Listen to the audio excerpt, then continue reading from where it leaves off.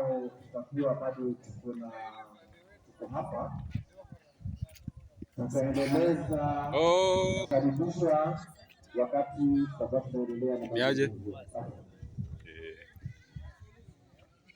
Katika Lailatul Qadri Allah anaandika nani mwaka huu ndio mwisho wao, Ramadhani hii ni mwisho wao.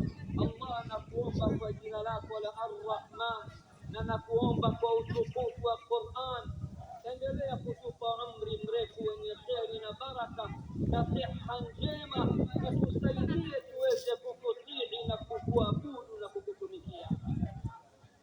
Kwa jambo la pili, ahadi za saada, nani atakuwa ana furaha katika mwaka huu? Jambo la nne, ashakawa, nani atakuwa na dhiki na stress na maisha magumu katika mwaka huu? Kwa hii, kwa nafsi